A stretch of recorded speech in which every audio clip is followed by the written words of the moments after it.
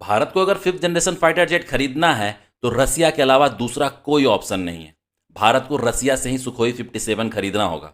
अगर आप अमेरिका को ऑप्शन मान रहे हैं तो शायद अमेरिका ऑप्शन है ही नहीं।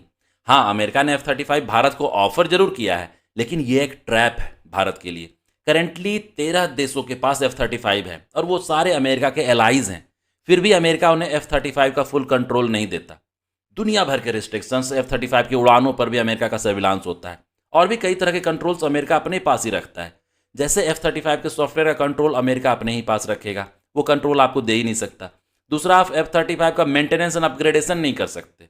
आप उसमें अपने पसंद का मिसाइल्स एंड वॉरहेड नहीं लगा सकते। कुछ देश जिनके पास F-35 है वो ये भी दावा करते हैं कि F-35 में किल स्विच लगा है, मतलब अमेरिका जब चाहे रिमोटली आपके F-35 को डिसेबल कर सकता है। अमेरिका आपको बेच जरूर देगा, मोटे पैसे भी बना लेगा, पर F-35 आपको अपने तरीके से हैंडल करने नहीं देगा। अगर अमेरिका के किसी अलाइज से आपका युद्ध छिड़ गया तो अमेरिका कुछ भी करके आपको F-35 तो यूज करने नहीं देगा उसके खिलाफ। और जिस तरीके से अमेरिका पाकिस्तान को गोद में लेके घूम रहा है वो हमें पाकिस्तान के खिलाफ ही यूज करने नहीं देगा। फिर F-35 लेने का मतलब क्या हुआ? इतना तामझाम भारत कर ही रहा है पाकिस्तान के लिए। तो मिला जुला के बात यही है कि भारत को F-35 को ऑप्शन मानकर नहीं चलना चाहिए और अपना स्वदेशी AMCA 5.5 जनरेशन फाइटर जेट अभी फिलहाल 8-10 सालों तक भारतीय वायुसेना के हाथों में आता हुआ नहीं दिख रहा। तो सिर्फ आप रूस को ही last and most trusted option मान के चल सकते हैं। वैसे भी सुखोई 57 F-35 से किसी मामले में कम नहीं है। और कॉस्ट की अगर बात करें तो F-35 के आधे कीमत की है सुखोई 57।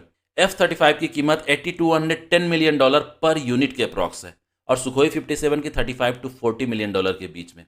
अगर रसिया से ये डील फाइनल होती है तो कुछ फाइटर जेट्स तो शायद रसिया 2025 में ही डिलीवर कर दे। और सबसे बड़ी बात है कि रसिया सुखोई 57 को HAL के साथ मिलकर इंडिया में ही को प्रोड्यूस करने को तैयार है। रूस फिफ्थ जनरेशन फाइटर जेट के साथ साथ टेक्नोलॉजी ट्रांसफर और 100% सोर्स कोड भी भारत को हैंड ओवर करने को तैयार है। इससे बड़ी बात और क्या हो सकती है? भारत फाइटर जेट के मामले में भी टेक्नोलॉजिकली इंडिपेंडेंट बन सकता है। रूस भारत के लिए ऑप्शन नहीं, एक अपॉर्चुनिटी है। And India should not miss at any cost.